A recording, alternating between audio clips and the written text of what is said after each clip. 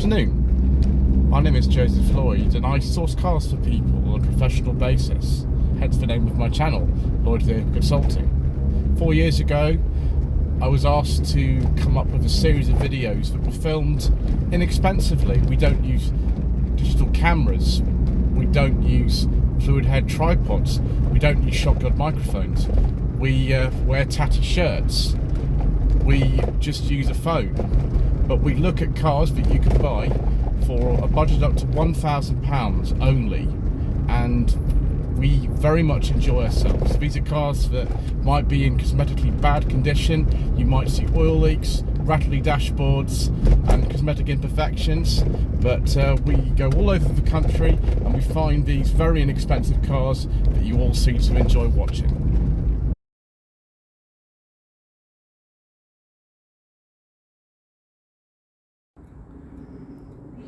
Back in the early days of when I used to source cars for clients, the Vauxhall Zafira B featured quite highly in the sort of car that you would get for a family for not a lot of money.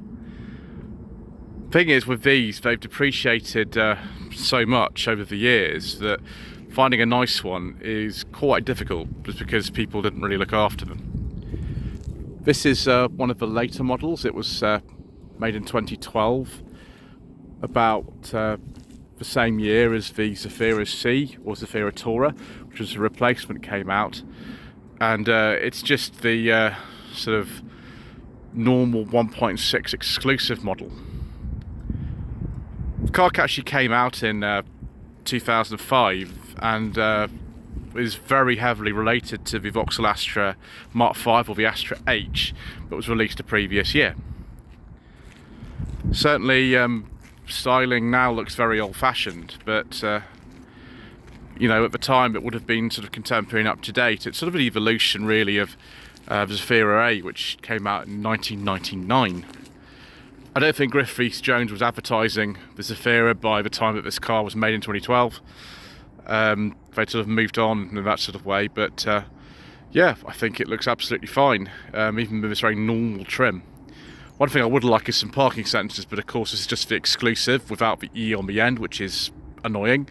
In fact, Vauxhall trim levels in general at this time were quite annoying. They were sort of tons of them, and they all overlapped. But one of the things you might be interested in buying one of these cars is the boot size, and it is absolutely huge in two-seater mode like we've got here. Whoops, there goes my dealer plate. I'm going to put that back in and I go for a drive. So, well over 600 litres of space when you've got it in 5-seat mode. And, you know, we have got some other seats in the floor. Now, I'm not going to be able to demonstrate these fully because I have only got one hand. And I will bring them out, which involves sliding that middle bench all the way forward and sort of moving carpets around and things like that. So I will do that, but first of all we'll look in here and see that even if you're right in the back, and generally it's only children that would be able to fit in the rearmost seats, you do have little cup holders, which is nice, I suppose. And we've got proper 3-point seat belts, and we've got that that low blind. I wonder if I need to take that out actually to put the rear seats up. I might need to, in which case I'm just gonna need two hands, and so I can't show you how you do it. You just have to see before and after. So just shut the boot. We'll wait to do that a little while. Pull it. Actually, you can't pull it down with that. That's a bit funny. Don't touch that. Use that. There we go. Just sitting here for a second. With the middle row in this sort of position, incredibly easy to get in and out, really easy. Step right in like that. So if you've got, I don't know, elderly relatives or something like that, or you have mobility issues, this is going to be quite a practical car for you. You can see why they sold so many of these, and why they kept it on sale after the Zafira Tourer was introduced in 2012. Because they just kept selling these, particularly on Motability. They were very popular on Motability. I had a friend who actually had two of these, one after the other, on Motability. He has cerebral palsy, and yeah, he just kind of got used to them and how practical they were. So yeah, easy to get in and out. And we've got some door bins in there. We've got little climate vents there. It's a bit cheap, isn't it? You don't get a cigarette lighter or 12-volt socket in the back. You get some nice mat pockets. I've only got windy windows because we're only on the exclusive trim. But not really very exclusive though, even without any, because, well, there were tons of them around at the time. Right, yeah, just normal sort of plastic door cards. That's sort of nice feeling quality, really. These cars, in terms of the interior, they don't look anything special, but they're actually much better in the quality than you'd expect. Right, I suppose I'm going to have to fold these seats now, aren't I? Give me a couple of minutes. My goodness me, that was a faff. First of all, you have to pull this squab up, and then you have to slide those all the way forward, and then you have this sort of complicated series of floor mats and carpets to kind of move around. It's not actually that easy at all. Right, you have to climb in here, pull this. Oops. Right, don't pull that one then. Let's try this one. Yes. Right, get rid of that mat. This is very difficult to do with one hand, and I'm going to have to move the low blind as well.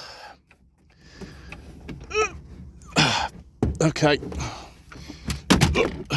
Put that down there. There's nowhere to store that actually in the boot, and I just slid out of the car. Oh God! Oh. Goodness gracious me! Oh. And that. There we go, we're in. And we've actually got a little headrest, head restraint. Right, I'm not going to do that side. It's really common actually for these to break. Really common. I've seen one with the handles completely missing. Yeah, now I'm going to have to put that all back again. Wish me luck, viewers.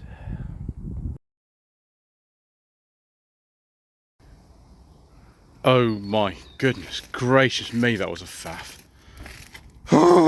Right, I will just show you for the sake of completeness what you do to kind of get in the back. Fortunately, I don't need to get in the rear seats because Mr. Manning from the Matty's Cars channel, he's I will even film one of these, so I don't need to. I put them away so I can do various things with them. Right, you can sort of recline them like that. Just make sure it's locked in place, okay? So there we go. I think we're a bit further forward than we were before, but I'm not going to fiddle with these again. One thing you do get, if you can move this centre one, I can work out how to do that. There we go. You have a little sort of space to put things like drinks and whatever you put in there. Yeah, this is also presumably the centre armrest. Come on.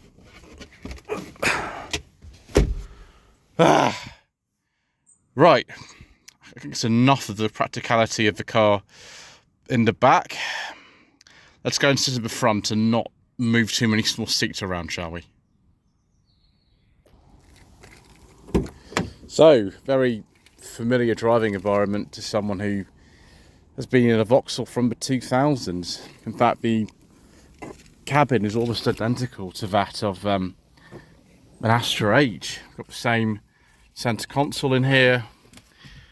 We've got the same display. This is the most basic type of display. There were 3 different display options. Small monochrome, medium monochrome, and then colour with sat-nav. This is, of course, being the exclusive without the E, is the smallest of all. And yeah, there we go. Heating ventilation controls, they're very easy to understand. Stereo is very easy to understand in this car as well. I don't think we get an aux. I don't know. This is a later one, so we've got an aux input down there. Got a cup holder in there. Obviously, in higher models, we've got more exciting stuff. Is this a 12-volt socket? Yes, it is. We've got a 12-volt socket down there too. Right, all the luxury features today. Very simple instruments. The weird thing about this is it doesn't have an engine temperature gauge. You can kind of fiddle around with some menus and things and show it in a little display. I think it's up there, but you don't get it as standard there. Dash feels well constructed. It is soft touch, which is nice. Just got the 5-speed manual in here. Weird, unnecessary handbrake. I presume it's because if you had a normal handbrake, it would reach into this area here, but I don't like this, but it's just the way that it is. And then I think we might be able to get our secret mission documents in here. Yeah, I'd be very, very unhappy if I couldn't get them in a car like this. Massive door pockets. Again, quite nice sort of feeling materials on here. They do actually feel better than you'd imagine for a car like this. Leather wrapped steering wheel, no cruise control on this particular model. If you had cruise control, it would be on that stalk anyway. And the stupid one-touch indicators and wipers, which I absolutely hate. Reminds me of the time where I had the Astra H twin top, which I owned in 2020. Also had this stupid system. I don't know why Vauxhall liked it. It was on the Corsa Ds and also on the Vectra Cs. I don't know why they did it. I think it's because BMW were doing it or something. Right, I think it's time to look under the bonnet then. So, good old Family 1 General Motors engine, branded as Ecotech, in this case generating 113 horsepower, 1.6 litres of capacity. You do have to be a bit careful with these. They can blow the thermostat housing. That happened to me on the Astra H twin top I used to own. In which case you have no coolant, which is fun. There is the coolant reservoir. Also, these have a timing belt. You really can't skip the timing belt and water pump change on these when it comes up, because the water pump actually acts as the tensioner as well. If you don't change it on time, you can blow the head gasket, which is not too much fun. Other than that, yeah, a little bit less sort of easy to do maintenance on because of the shorter sort of bonnet length of the car over the Astra H and the sort of fact that it's got this massive windscreen. But yes, you know, for a car of this age, it's not too bad, I suppose. Right, I suppose better go out for a drive.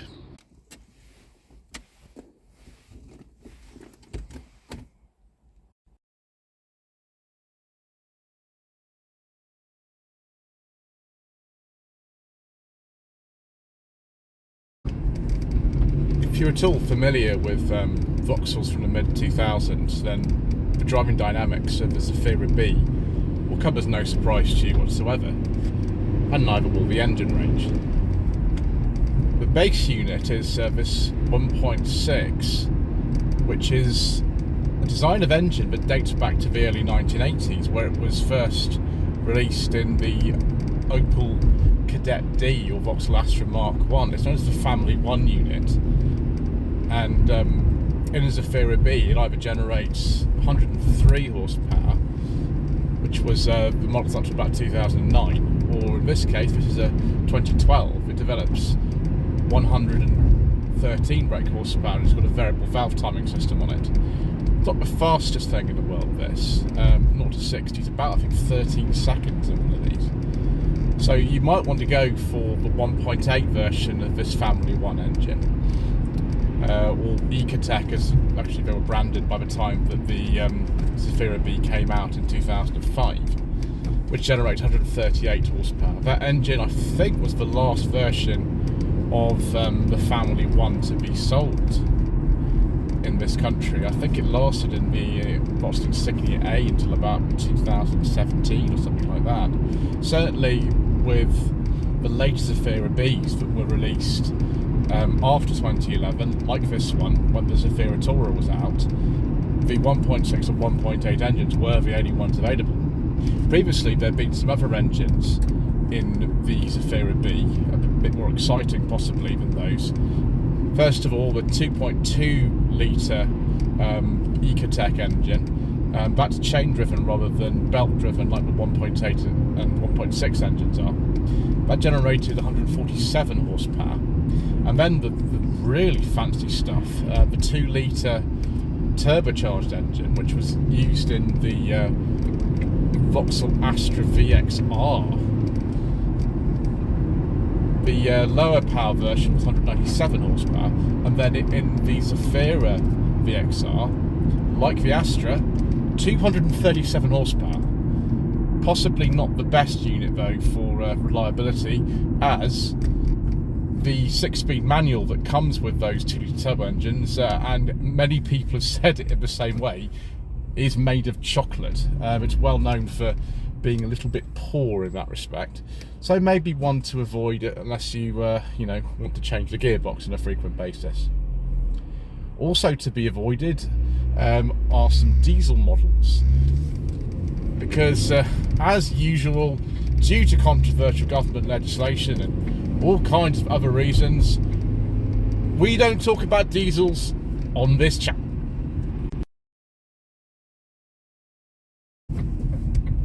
So what's this actually like to drive? Well, it's better than you might think. I mean, if you are used to an Astra H, and my father-in-law's had an Astra H, which appeared on my channel 4 years ago, since 2011 to 2010, and he's had it for 12 years, and it's all right.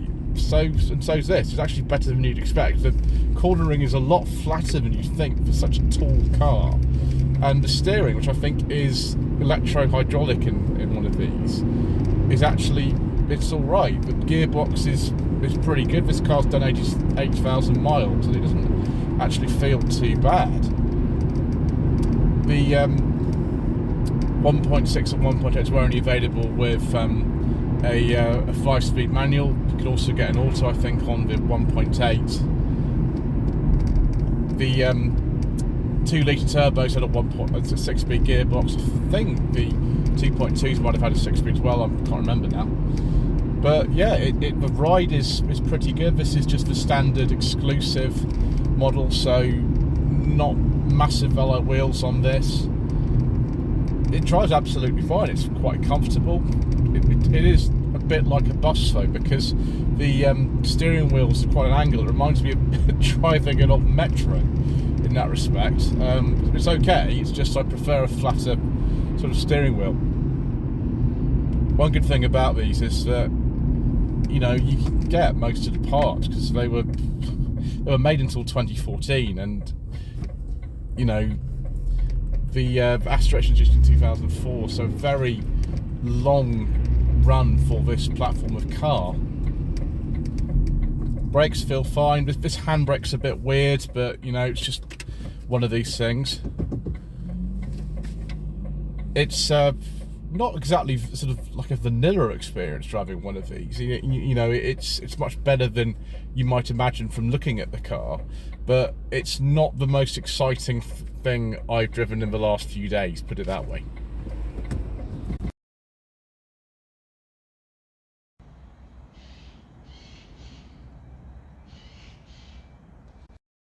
Lloyd Vehicle Consulting stickers, t-shirts and mugs are available by clicking the link to the Google form in the video description below. Let's now look at some Vauxhall Zafira B trim levels.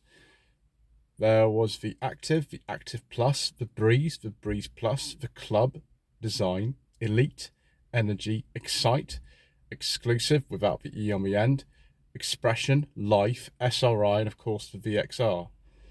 Don't know why Vauxhall liked trim levels beginning with E. That's a bit strange. So viewers, should you consider a Vauxhall Zafira B for your hard-earned budget of up to £1,000? Well, I would probably urge you to go maybe in the £2,000 to £3,000 bracket to start a car like this, which is for sale at Langley Prestige in Chelmsford. It is awaiting some preparation, but to be honest, it's actually nice and clean, and all the bits like the low blind and the mats and things like that are there. One of the handle seats broken, but they all do that. Yeah, it's actually quite a nice car to drive for a big thing like this. It is very practical, although moving those seats around is a right faff. And yeah, they are quite cheap to run because a lot of the parts are incredibly common. You just got to watch things like the thermostat housings and you know, make sure you do the timing belts on the Family One engines. But yes, I still think these are worth recommending, particularly if you don't have to move the seats around continually. Anyway, thank you ever so much indeed once again for watching. Please don't forget to subscribe to the channel, like this video and comment below, and we shall see you again soon for more inexpensive motoring.